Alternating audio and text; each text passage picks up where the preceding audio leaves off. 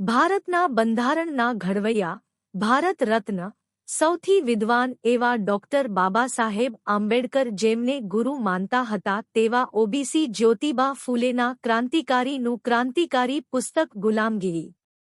જે પણ OBC SC સમાજના લોકો ક્રાંતિ કરવા માંગતા હોય, દેશમાંથી બ્રાહ્મણવાદ ખતમ કરીને ઓબીસી એસસી સમાજને શાસક સમાજ બનાવવા માંગતા હોય તેમણે ગુલામગીરી પુસ્તક વાંચવું જોઈએ. ઈશ્વરના અવતારની પોલ ખોલતું પુસ્તક ગુલામગીરી.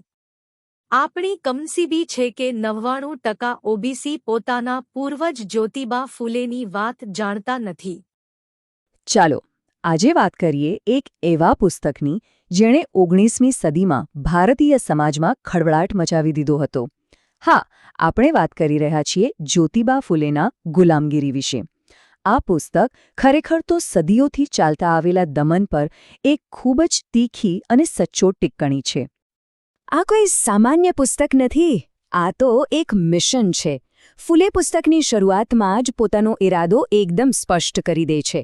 એમનો હેતુ છે લોકોને જાગૃત કરવાનો, એમને પ્રેરણા આપવાનો કે તેઓ આ અત્યાચારમાંથી બહાર આવે, અને આ શબ્દોની ગૂંજ પુસ્તકના દરેક પાના પર સંભળાય છે.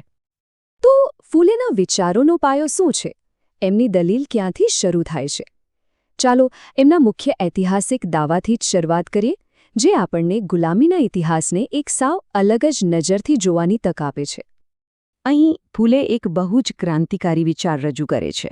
એમનું કહેવું છે કે જેમને આપણે શુદ્ર અને અતિશુદ્ર તરીકે ઓળખીએ છીએ એ તો હકીકતમાં ભારતના મૂળ વતની હતા, અને એમની પરનું શાસન એ કોઈ આંતરિક સમાજ વ્યવસ્થા નહોતી, પણ બહારથી આવેલા આક્રમણકારોએ લાદેલી ગુલામી હતી.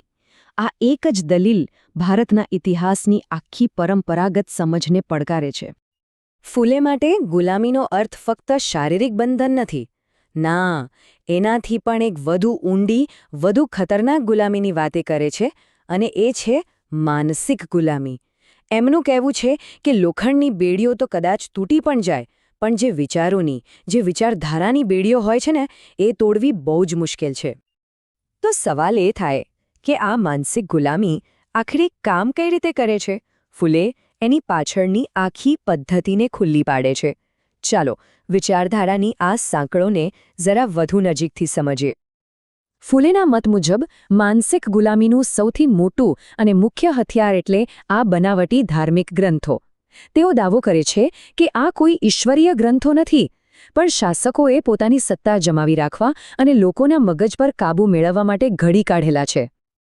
ફૂલે આ માનસિક ગુલામીની આખી પ્રોસેસને 4 સ્ટેપમાં વહેંચી નાખે છે. એ કહે છે કે આ કંઈ અચાનક નથી થયું.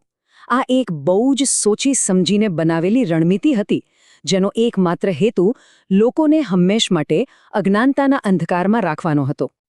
ફૂલેના પોતાના શબ્દોમાં જ આ છેતરપિંડી કેટલી ઇરાદાપૂર્વકની અને સતત ચાલતી પ્રક્રિયા છે એ સ્પષ્ટ દેખાય છે. એ કહે છે કે આ કોઈ ભૂતકાળની વાત નથી, આ તો આજે પણ વર્તમાનમાં પણ ચાલી રહ્યું છે, અને એટલે જ એમનું લખાણ આજે પણ એટલું જ પ્રસ્તુત લાગે છે.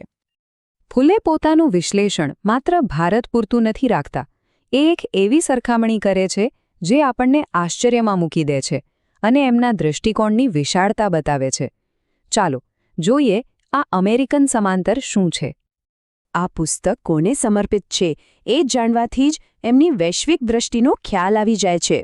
ફૂલે આ પુસ્તક અમેરિકામાં ગુલામી વિરોધી ચળવળ ચલાવનારાઓને સમર્પિત કરે છે, કારણ કે એમના માટે ભારતના શૂદ્રોનો સંઘર્ષ અને અમેરિકાના ગુલામોનો સંઘર્ષ બંને એક જ હતા. દમન એ કોઈ સ્થાનિક મુદ્દો નથી, એ તો માનવતા પરનો હુમલો છે. જો કે ફૂલે આ બંને જૂથો વચ્ચે એક મહત્વનો તફાવત પણ બતાવે છે. શૂદ્રોને એમના જ દેશમાં, એમના જ ઘરમાં ગુલામ બનાવાયા હતા, જ્યારે આફ્રિકાનોને તો એમના વતનથી જ ઉખાડી દેવાયા હતા. પણ ફૂલે ભારપૂર્વક કહે છે કે પીડા તો બંનેની સરખી જ હતી, અને કદાચ ભારતમાં તો પરિસ્થિતિ એનાથી પણ વધારે ગંભીર હતી.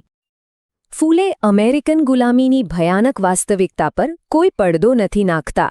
એ આ બધી ક્રૂરતાઓની એક લાંબી યાદી આપે છે. કેમ? જેથી કોઈ એમની સરખામણીને હળવાશથી ના લઈ શકે.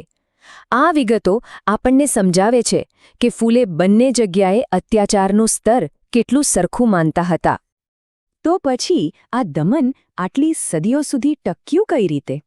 ફૂલે આનો જવાબ જાતિ વ્યવસ્થામાં શોધે છે. એમના માટે જાતિ એ ખાલી એક સામાજિક રિવાજ નથી, પણ નિયંત્રણ માટેનું એક બહુ જ શક્તિશાળી હથિયાર છે. ફૂલે સીધો જાતિ વ્યવસ્થાના મૂળ પર જ પ્રહાર કરે છે. એ કહે છે કે આ કોઈ કુદરતી કે ભગવાને બનાવેલી વ્યવસ્થા નથી, બિલકુલ નહીં. એમના મતે આ તો શાસકો દ્વારા ઘડી કાઢેલી એક ચાલાકીભરી વાર્તા હતી, અને એનો હેતુ બહુ સીધો અને સ્પષ્ટ હતો: ભાગલા પાડો અને રાજ કરો, જેથી જેમના પર અત્યાચાર થાય છે એ લોકો ક્યારેય ભેગા જ ન થઈ શકે. આ ઐતિહાસિક દમન કેટલું ક્રૂર હતું એ સમજાવવા માટે ફૂલે પરશુરામની કથાનો ઉલ્લેખ કરે છે. એમના માટે આ ફક્ત એક પૌરાણિક કથા નથી, પણ શાસનની ક્રૂરતા અને હિંસાનું જીવંત પ્રતીક છે. એમણે ક્ષત્રિયોનો સંહાર કર્યો. પણ વાત અહીં નથી અટકતી. હિંસા હજી વધુ ક્રૂર બને છે, કારણ કે હવે નિશાના પર સ્ત્રીઓ અને એમના ગર્ભમાં રહેલા બાળકો છે. ફૂલેના પુસ્તકમાં વર્ણવેલી આ વિગત ક્રૂરતાની બધી હદો પાર કરી જાય છે. આ ફક્ત હત્યા નહોતી, આ તો આવનારી આખી પેઢીને જ ખતમ કરી નાખવાનો પ્રયાસ હતો. તો આ ભાગલા પાડવાની નીતિની અસર શું થઈ? ફૂલેના મતે એના પરિણામો બહુ લાંબા ગાળાના અને વિનાશક આવ્યા. એક એવો સમાજ બન્યો જ્યાં દબાયેલા લોકો જ એકબીજાના દુશ્મન બની ગયા અને પોતાના અસલી અત્યાચારીઓને તો ભૂલી જ ગયા. કદાચ આ જ માનસિક ગુલામીની સૌથી મોટી જીત હતી. તો શું આ અંધકારમાંથી બહાર નીકળવાનો કોઈ રસ્તો જ નથી? ફૂલે ફક્ત સમસ્યાઓ ગણાવીને અટકી નથી જતા, એ એનો ઉપાય પણ બતાવે છે. ચાલો એમના મુક્તિના માર્ગ પર એક નજર નાખીએ. બ્રિટિશ શાસન વિશે ફૂલેનો દૃષ્ટિકોણ ઘણો રસપ્રદ છે. એક તરફ એ બ્રિટિશરોને શારીરિક ગુલામીનો અંત લાવવા બદલ શ્રેય આપે છે, પણ બીજી તરફ એ ટીકા પણ કરે છે. એ કહે છે કે બ્રિટિશરોએ શિક્ષણનો ફેલાવો ન કર્યો અને એના કારણે માનસિક ગુલામી તો જેવી હતી એવી જ ચાલુ રહી. અને અહીં જ ફૂલેના સમગ્ર વિચારનો સાર આવી જાય છે. એમના માટે સાચી આઝાદી કોઈ રાજકીય ફેરફારથી નહીં આવે, એ આવશે શિક્ષણ અને જ્ઞાનથી. જે દિવસે લોકો આ બનાવટી ગ્રંથો પાછળનું સત્ય પોતાની જાતે જોતા શીખી જશે, એ દિવસે જ તેઓ ખરા અર્થમાં મુક્ત થશે. ફૂલે માટે જ્ઞાન, મુક્તિ અને માનવ અધિકારો આ ત્રણેય વસ્તુઓ એકબીજા સાથે જોડાયેલી છે. જ્યારે કોઈ વ્યક્તિ જ્ઞાન મેળવે છે ત્યારે જ તેને ખબર પડે છે કે એના અધિકારો શું છે, અને જ્યારે એને અધિકારોની ખબર પડે છે ત્યારે જ એ પોતાના અત્યાચારીઓ સામે ઊભા થઈને એની માંગ કરી શકે છે. ટૂંકમાં જ્ઞાન એ મુક્તિની પહેલી અને સૌથી જરૂરી શરત છે. તો જ્યારે આપણે ફૂલેના વિચારોનું મનન કરીએ છીએ, ત્યારે અંતમાં એક મૂળભૂત સવાલ આપણી સામે આવીને ઊભો રહે છે: જ્ઞાન, શક્તિ અને સ્વતંત્રતા, આ ત્રણે વચ્ચે આખરે સંબંધ શું છે? આ એવો પ્રશ્ન છે જે ફૂલેના સમયમાં જેટલો પ્રસ્તુત હતો એટલો જ આજે પણ છે.